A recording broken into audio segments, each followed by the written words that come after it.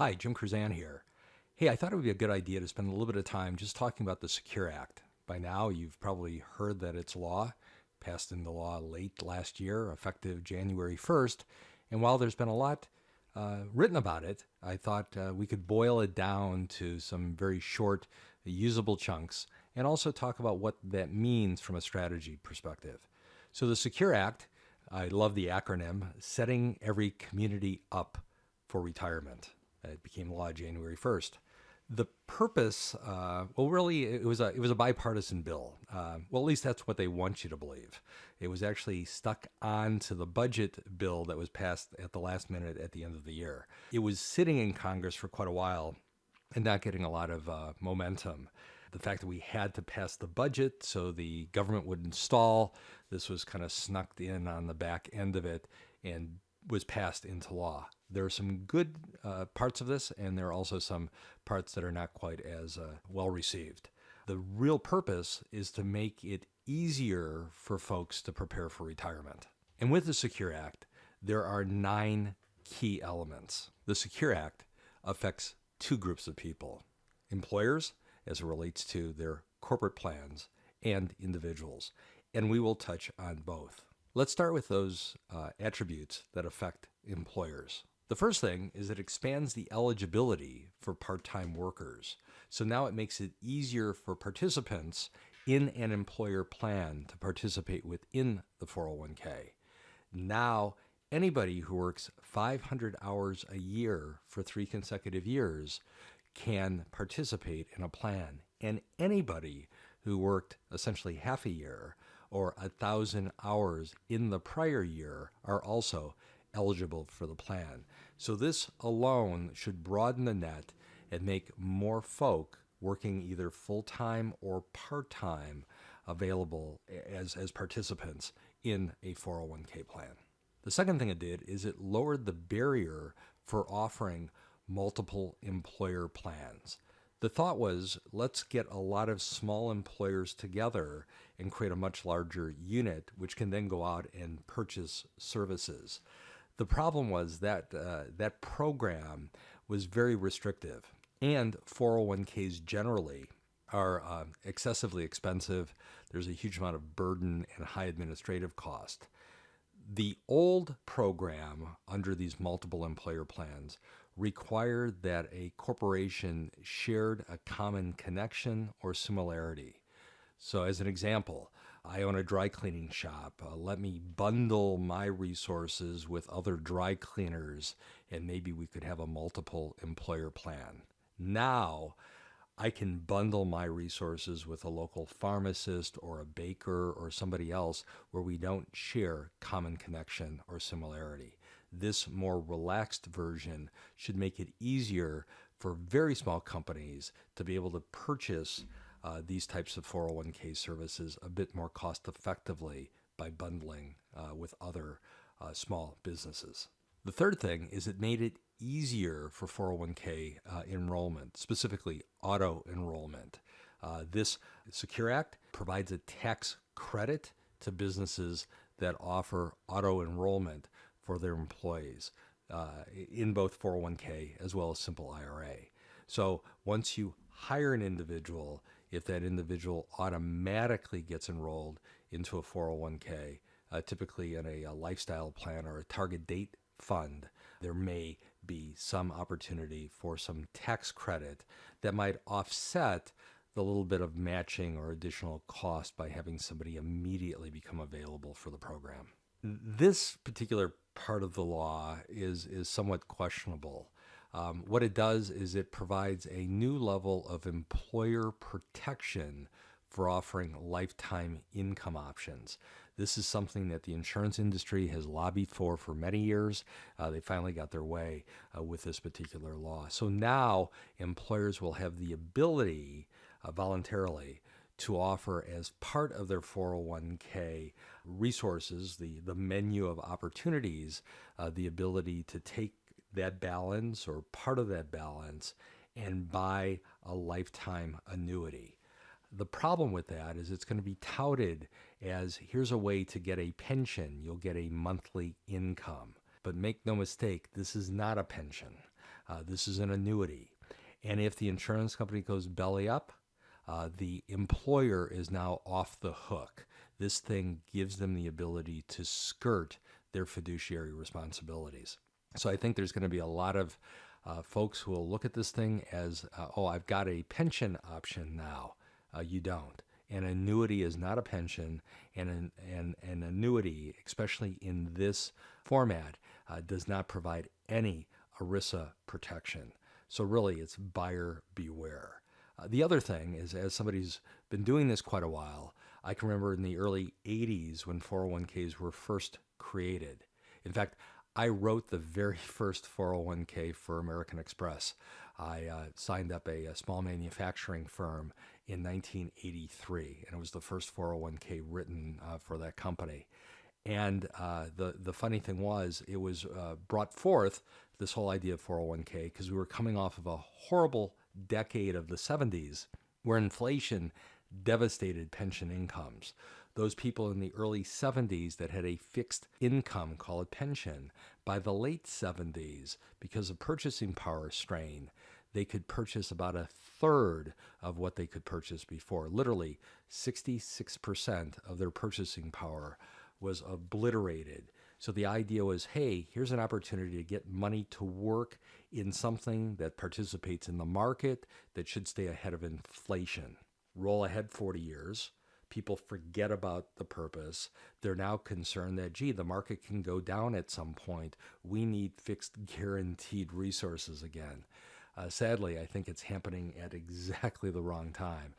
We're coming off of a very low inflation period, and I'm willing to bet that we're going to see a higher degree of inflation over the next 20 years than we have the last 20. Just as this is now available, so people are taking assets that are at least growing at a much faster rate than inflation, and now they're sticking them in fixed guaranteed resources that very well for the next couple of decades might not keep up with purchasing power. So this is something we really need to look at very closely. Let's now turn our attention to those elements of the Secure Act that affect individuals. The first thing is they raised the age for required minimum distributions. It was 70 and a half. Actually, it was April 1st, the year following the year one turned 70 and a half. For the most part, the year you turn 70 and a half, we probably want to take a distribution so we're not caught needing to double up the following year. Now that's been pushed back to 72. So depending on when your birth date is, that may be anywhere from a year and a half to as many as 2 years from the time you would have taken your distribution. To qualify, it's for really anybody who was not 70 and a half by December 31st last year. So if you're a bit younger than that and you hadn't taken your required minimum distribution, you don't need to take it now until age 72. That said, to make this a little bit confusing, you still have the ability to do qualified charitable distributions off of your IRA at 70 and a half. So now voluntarily you can do a distribution straight to the charitable item, and it will not be considered a taxable distribution. You don't have to wait till 72. So those of you who kind of fall between will still have the ability to give charitably. So a planning consideration with respect to this is using the extra year, year and a half to make use of the IRA to Roth conversion. Doing this in a way that will keep your tax bracket lower until 72, giving us extra time to move more of this money from a taxable IRA to a Roth. So at 72, when you start taking required minimum distribution, the IRA balance will typically be a bit less. It'll be less of a tax burden at that point in time. Another consideration is the elimination of the age limit for making traditional IRA contributions.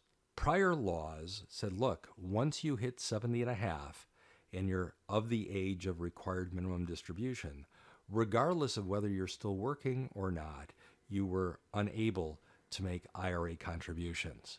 The only way you could fund anything on a deferred basis would be if you were still working within a corporation and having access to a 401k. So if you were over 70 and a half working, you could still fund 401k, but you could not fund IRA. So now, as long as you have earned income, regardless of your age, you have the ability to fund an IRA on a tax-deductible basis, and you have the ability to fund a non-working spouse contribution as well. So this creates some interesting planning considerations. One, for example, is if you were doing some consulting, you're over 70 and a half, and you've got a uni-K, a one-person 401k, or another retirement plan that might be somewhat expensive to maintain, we might want to consider shuttering it, transferring those assets to an IRA, and if there was additional consulting income coming in beyond age 70, between non-working spouse contribution and your working spouse contribution, you could put as much as $14,000 away. And for most folks in that age group, that certainly would cover most of what one's contribution would typically be to a uni-K. So it's a way of reducing some cost, making the plan a whole lot more efficient. Another thing that happened is they adjusted and modified some of the other penalty-free distributions one can take from a 401k or IRA. One of the biggest is an individual can now take a penalty-free distribution of up to $5,000 from an IRA or 401k upon the birth or an adoption. Has to be made within the first 12 months of the event. Taxes still apply. It's not a tax-free distribution, but it's a penalty-free distribution.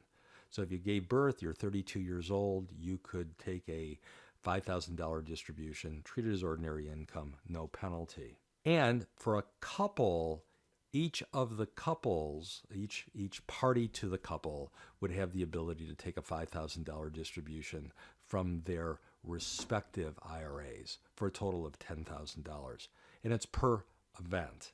So every child born, every child adopted would have that opportunity for the parents to take that much out of the account. Another change as a result of the Secure Act has to do with 529s. And it once again made 529 a little bit more flexible. The big change is this. Now, an individual, a student or a parent on behalf of a student, can pull up to $10,000 per child over that beneficiary or child's lifetime to cover student loans. Loans were not covered before. It had to be a direct payment to a university or school of higher learning, not a financial company granting loans on behalf of the student attending a school.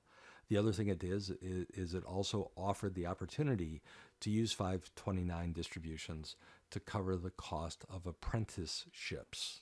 This would be formal apprenticeships, any cost involved in a union-related apprenticeship or some type of trade school as well. So some planning considerations there is now we can look at 529 as a vehicle that can cover direct cost to university as well as indirect cost, meaning helping to cover some degree of loan. So with many clients, as we're looking at ways to finance or handle the cost of higher education, in many ways, it's a combination of direct payment from a 529 and also some student loans getting interwoven in there as well. Now, 529 can be used as a single source vehicle to handle some degree of both. The big one is this, and I wanted to end with this, and that's the elimination of the Stretch IRA. Again, just to recap, under the old law, and this is the way for decades, a beneficiary of an IRA, non-spouse beneficiary, could roll that money into a beneficiary IRA, and they would be obligated to take a very small payment out every year, realize it as taxable income over the course of their lifetime. So somebody in their 30s, 40s, 50s, 60s, who might have anywhere from 25 to 50 years of life expectancy ahead of them, could grow a sizable bucket while still pulling money off the account. That's changed. This was a revenue positive for Congress. The expectation is it will create more revenue more quickly because now the distributions have to be taken over a 10-year period. That's 10 years from the account owner's death. Now, what I didn't say was it has to be 10 years worth of payment. We have to have the money out of the account within 10 years, but we have absolutely no restriction on how we take it out. So we can have absolutely no distribution for the first 9 years and 11 months, and then take it all out the very last month, so on and so forth. There are some exceptions. Surviving spouse is treated like they always did. A surviving spouse can inherit 100%, roll it into their IRA, and then at their 70 and a half would have to start taking distributions over their lifetime. Minor children are not required to pull it out over 10 years from the date of the account owner's death. The government has decided it was okay to wait till the minor child became an adult. So at age 18, they then start the clock and have to take it out over the following 10-year period. And for those that are chronically ill or disabled, inheriting money, very often they will be able to qualify to continue to take the money over their lifetime as opposed to a shorter 10-year period. So from a planning consideration point of view, there are a number of them. One consideration, and really this all boils down to what's the purpose of the money? If the money's purpose is to provide for your lifestyle post-retirement, nothing really changes. If we come to the realization that the money within the IRA more than likely won't get spent through your lifetime, and it's really to provide to the next generation, then the issue is how efficiently and effectively can we get it to the next generation. One way of doing that maybe is taking larger IRA distributions over the course of your lifetime, having that money be invested in an individual or joint account that can grow over time, and then upon death, that gets stepped up to a higher cost basis, passing that without the tax burden of spreading it out over a 10-year period. Perhaps if you have multiple children and you have several that are more successful than others, what you might do is apportion your estate so that the children in the lower bracket will receive the lion's share of their inheritance from your estate via the IRA, because they'll have less tax consequences than letting the more successful children in higher brackets receive money from there. They would receive money from other sources that might have a bit of a tax incentive to it. Another thing that can be done if you have a burning desire to move as much of this as possible to the next generation and have the least amount of tax, one thing you could certainly do, and it makes it more attractive now, is you could take additional IRA distributions, whether before RMD or after. You could use that to purchase tax-free life insurance or long-term care. If it's tax-free life insurance, and if that were purchased inside a irrevocable insurance trust, that would move on to your heirs tax-free. So there's some really interesting things that are opened up now because of this. If the goal and purpose is, hey, how much of this can we move to the next generation as tax efficiently as possible? Another consideration would be paying some of your IRA benefits into a income tax exempt charitable remainder trust. Think of it this way. We move some of the assets from the IRA into a charitable trust. The deduction, because it's a charitable trust, will help offset some of the income, so we can move it there. And then depending on how the trust is set up, upon your death, the proceeds would go to the charity, but while you're alive, your household could receive as much as 7% a year of income off the trust. Or another way of doing it is you give the charity the income off the trust, and upon your death, the proceeds then transfer to the family. So there are some interesting strategies there to move assets from one location to another. Continuing, there are a few other considerations as well. One thing is to kind of work with the individual beneficiaries to plan the cash flow or the money they receive kind of around their lifestyle. So, for example, if a child is inheriting the money from their parents and we have 10 years to take it out of the IRA and they're within 2 or 3 years of retiring, then the idea would be maybe we wait until retirement before we start taking money out. Or if they're in a sales situation and we're coming off of a bad year, it might make sense to accelerate some of the distributions at that point in time from the IRA. So cash flow planning around the individual beneficiaries is very important. IRA trusts need to be reviewed very closely. In many cases, depending on how the trust was set up, it'll lead to significantly higher taxes and a distribution over a much, much shorter period of time, which was probably not the original intent. And as I said before, life insurance trusts can certainly provide some additional funding opportunities to cover the beneficiary's tax burden. But again, these things are kind of very high-level estate planning techniques, and there should be a fairly strong desire to move assets to the next generation or the third generation. Otherwise, if the idea is, hey, I just want to make sure we're comfortable, if there's money left over, terrific, probably don't want to venture into these types of strategies. But if there is a desire, we certainly can have that conversation. Well, that's about it. That's kind of what this whole Secure Act is all about. There are a few other little nuances that kind of circle around the 401k, but for individual clients, the things that I mentioned are those things that are most important. And these are some of the things that we'll touch back on as well as we do reviews and as we have our regular conversations. If you have any questions at all about this or anything else, please reach out. You can email us at info@kaydanwealth.com.